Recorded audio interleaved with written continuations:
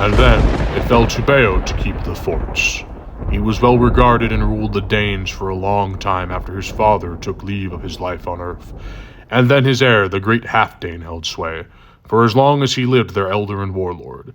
He was 4 times a father, this fighter prince. One by one they entered the world.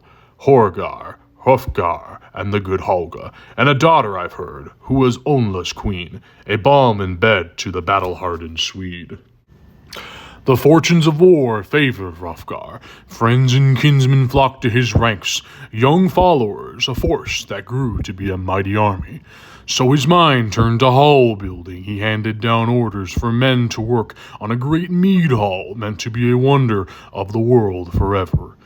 It would be his throne room, and there he would dispense his God-given goods to young and old, but not the common land or people's lives. Far and wide through the world I have heard orders for work to adorn that wallstead were sent to many peoples, and soon it stood there, finished and ready in full view. The Hall of Halls, Heorot was the name. He settled on it, whose utterance was law.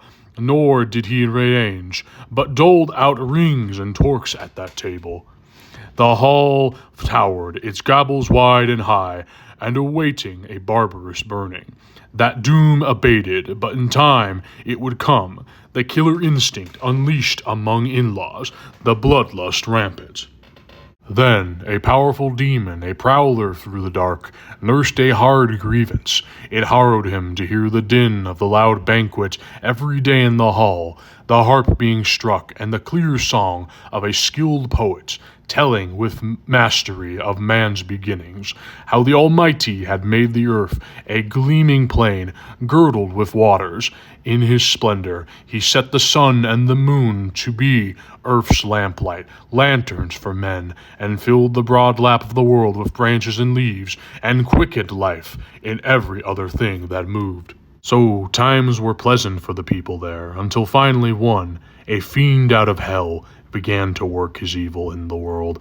Grendel was the name of this grim demon, haunting the marches, marauding round the heath and the desolate fens. He had dwelt for a time in misery among the banished monsters, Cain's clan, whom the Creator had outlawed and condemned as outcasts for the killing of Abel.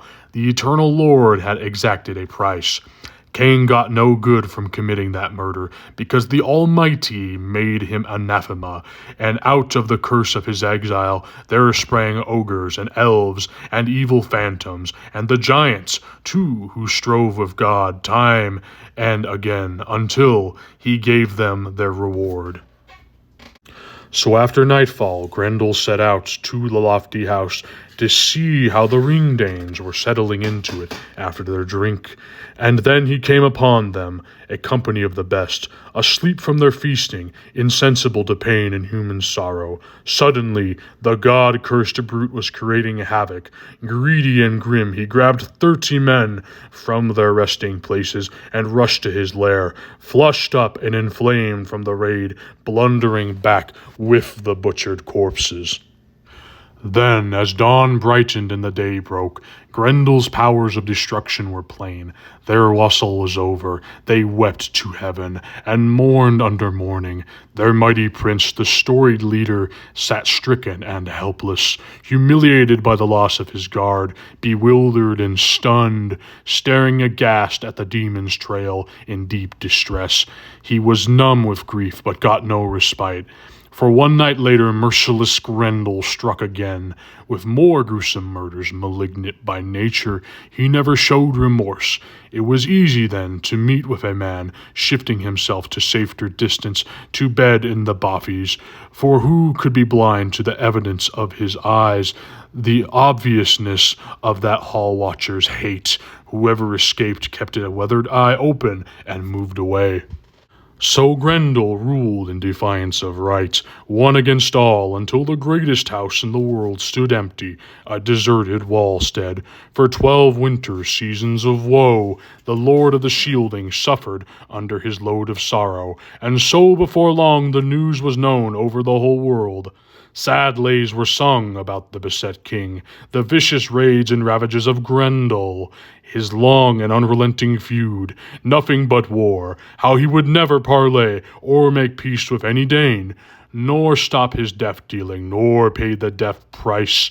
No counselor could ever expect fair reparation from those rabid hands. All were endangered. Young and old were hunted down by the dark death shadow who lurked and swooped in the long nights on the misty moors. Nobody knew where these reavers from hell roam on their errands. So Grendel waged his lonely war, inflicting constant cruelties on the people, atrocities, hurt. He took over Herat, haunted the glittering hall after dark, but the throne itself, the treasured seat, he was kept from approaching. He was the Lord's outcast. These were hard times, heartbreaking for the Prince of the Shieldlings. Powerful counselors, the highest in the land, would lend advice, plotting how best the bold defenders might resist and beat off sudden attacks. Sometimes at pagan shrines they vowed offerings to idols, swore oaths that the killer of souls might come to their aid and save the people. That was their way. Their heathenish hope, deep in their hearts they remembered hell, the almighty judge of good deeds and bad, the Lord God, head of the heavens and high king of the world, was unknown to them.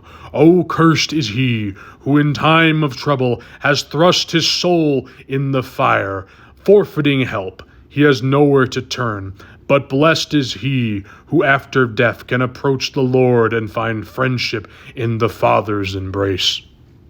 So that troubled time continued, woe that never stopped, steady affliction for Halfdane's son. Too hard an ordeal, there was panic after dark, people endured raids in the night, riven by terror. And that's where we'll stop for now, guys. This is Belial's Tea House. Hope you're enjoying the reading.